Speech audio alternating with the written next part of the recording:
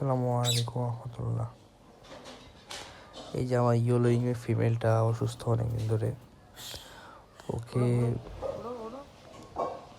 আমি দেখতেছি উইক।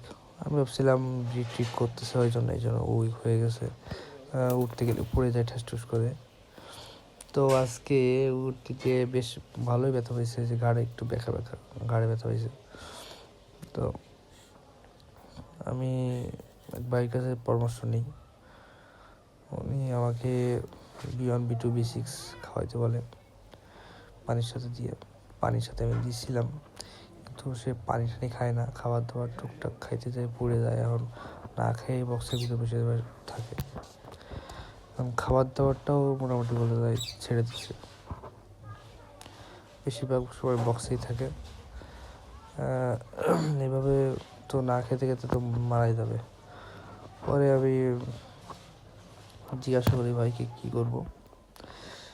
তা উনি বেশ কিছুদিন ধরে পাখি পালে, তো অনেক বছর যাবত উনি বলে যে বক্সটা খুলে ফেলতে, খুলে পাখিকে খাবার আর কি পানি দেওয়া কথা।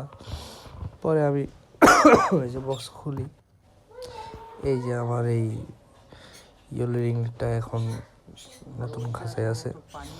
নতুন খাঁচায় যে এখানে চুপচাপ বসে আছে, খাবার পানি সবই দেওয়া হয়েছে, কিন্তু খাবার দাবার সবই যে পড়ে আছে দেখেন, খাচ্ছে না। আসলে নতুন জায়গায় তো খায় না, আর এমনিতেই তো খাচ্ছে না, অসুস্থ। তা এখন আমি বাইকে বলে কী করবো, ডাক্তারের কাছে কি নিয়ে যাবো? বললো যে হ্যাঁ, ডাক্তারের কাছে নিয়ে যান। পরে ডাক্তারের কাছে আমি নিয়ে যাই, যদিও এই ভিডিওটা যখন করছিলাম তখন এরকমই অসুস্থ ছিল, ডাক্তার দেখানো হয়েছিল না।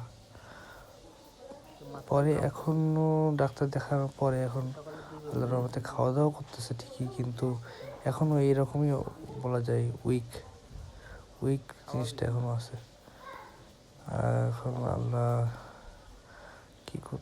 কী হয় জানি না, আল্লাহ তাআলা সুস্থ করে দিক। এই খাঁচাটা মূলত রিংনেকের জন্য না, মেইনলি ব্লু রিংনেক যে বাচ্চাটা ছিল টিয়া, ওর জন্য আর কি কিনছিলাম। ও এর ভিতরেই ছিল, ওকে বের করে দিয়ে এখানে একে ছাড়ছি।